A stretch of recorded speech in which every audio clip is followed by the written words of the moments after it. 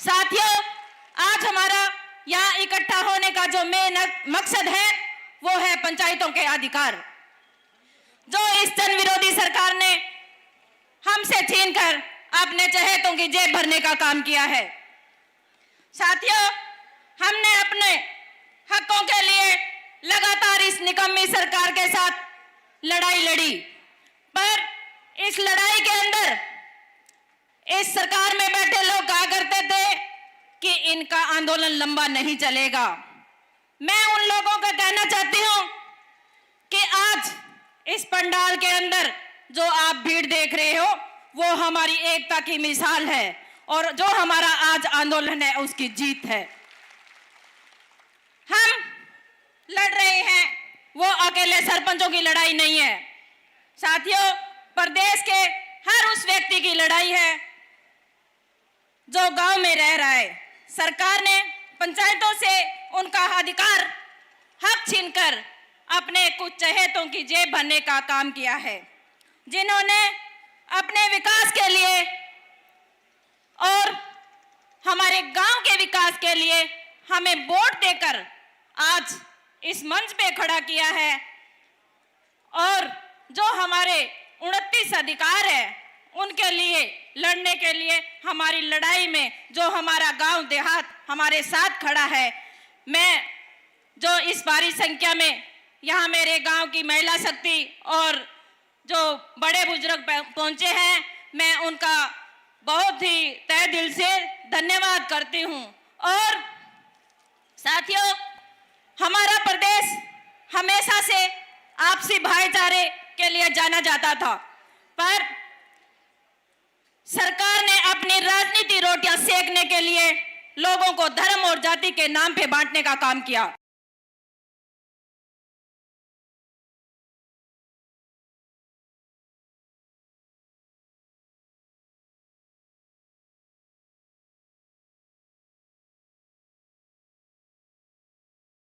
इस पंडाल में 36 बिरादरी एक साथ खड़ी है। साथियों, 2019 में प्रदेश की जनता इन्हें सत्ता में नहीं लेके आई थी। 2019 में भी जनता ने इस भाजपा सरकार को नकारा था। इस बार प्रदेश की जनता भाजपा के साथ साथ उन लोगों से भी हिसाब चुकता करेगी जिनको भाजपा के खिलाफ वोट देकर विधानसभा भेजा था, पर वे सत्ता के लालची लोग अपनी व्यक्तिगत लालच के लिए और लूट खसोट मचाने के लिए भाजपा की गोद में जा बैठे। उन्हीं लुटेरों में से एक हमारे जो पंचायत मंत्री हैं वो भी हैं। ये उन्हीं मलाई खाने वालों में से एक है जो पंचायती राज को दोनों हाथों से लूट खसोट करके खा रही है। साथियों, आज कांग्रेस पार्टी के बड़े नेता हमारे साथ बैठे हैं। मैं आपको अपना कांग्रेस पार्टी को समर्थन देने का कारण बताना चाहती हूं। मैं आपको बताना चाहती हूं कि हमने समर्थन के लिए कांग्रेस पार्टी को ही क्यों चुना। साथियों, कांग्रेस सरकार में हर वर्ग खुशहाल था। कांग्रेस पार्टी की सरकार में किसी वर्ग की अनदेखी नहीं हुई थी।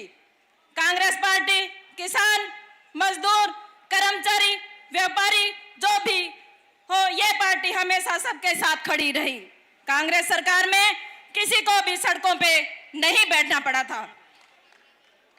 प्लीज डिस्टर्ब ना करें। कांग्रेस सरकार में किसी को भी सड़कों पे नहीं बैठना पड़ा था। अपनी मांग सरकार के आगे रखी तो उसी टाइम उसी समय पूरी हुई। और आज एक ये सरकार है जिसमें हर वर्ग सड़कों पर बैठा है और उनकी मांग पूरी करने तो बहुत दूर की बात, उन पे लाठियां भांजी गई हैं। महिलाओं को नहीं, इन्होंने तो खुद महिलाओं को भी नहीं बख्शा। हुड्डा साहब की सरकार में किसानों के कर्ज माफ हुए थे। इस सरकार में कुछ चहेतों के कर्ज माफ हुए हैं और कुछ ही अरबपतियों के कर्ज माफ हुए हैं। हुड्डा सरकार में जन कल्याण योजनाएं बनती थी।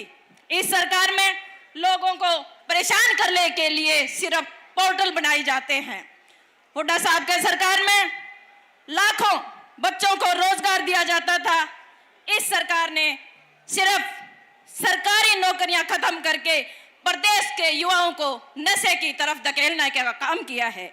2014 से पहले हमारा जो प्रदेश था वो शिक्षा में, स्वास्थ्य में और प्रति आय में नंबर 1 था।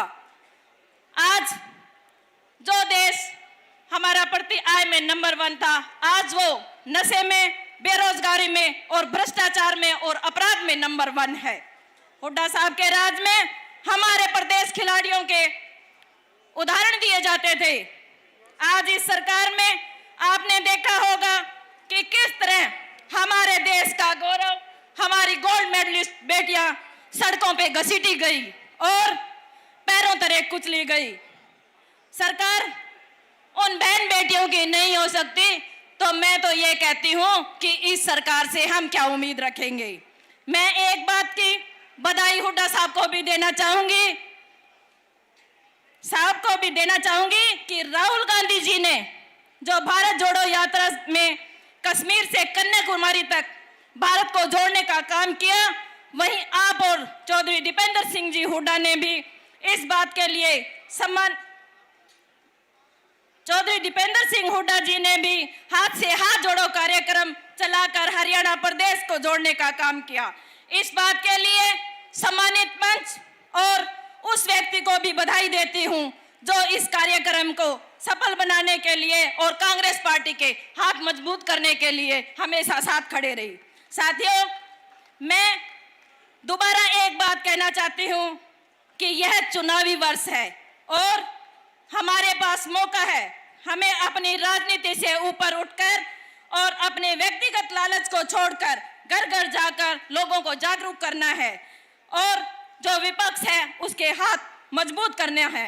हमें पता है कि प्रदेश की जनता इस सरकार से पीछा छुड़वाना चाहती है, बस उन तक पहुंचना है जो हमें आज से ही मेहनत करके अपने अपने गांव में भ्रष्टाचार को जनता के सामने लाने का काम करना है।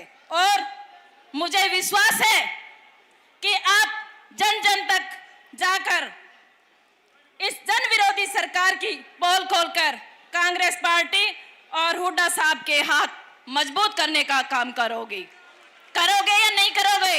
एक बार हाथ खड़े करके बताओ। तो यहां से आज कसम खा के जाओ कि हम किसी कीमत पे पीछे नहीं हटेंगे। अगर इस बार हमसे चूक हो गई और ये लोग दोबारा सत्ता में आ गए तो मैं उसके बाद में हमारा जीना हराम कर देंगे। एक दिन ऐसा आएगा कि हमें आत्महत्या करने के लिए मजबूर होना पड़ेगा। हुड्डा साहब और चौधरी उदय भान जी, मैं आज आपको एक विश्वास दिलाती हूं कि प्रदेश की सभी 6228 पंचायतें अपने निजी स्वार्थ के लिए नहीं, प्रदेश में फिर विकास ही, किसान, मजदूर, कर्मचारी, व्यापारी खुशहाल हो, आपकी भाईचारा बना रहे, युवाओं का रोजगार मिले, नशा खत्म हो, भ्रष्टाचार अपराध पर अंकुश लगे, महिलाओं और खिलाड़ियों को सम्मान दिया जाए, इसके लिए आपके साथ हम खड़े होंगे। बातें तो बहुत है, आपसे साझा करनी थी। सारे कह रहे हैं कि मैडम टाइम कम है, पर समय का अभाव है, तो मैं अपनी वाणी को नारों के साथ विराम देना चाहूंगी। सरपंच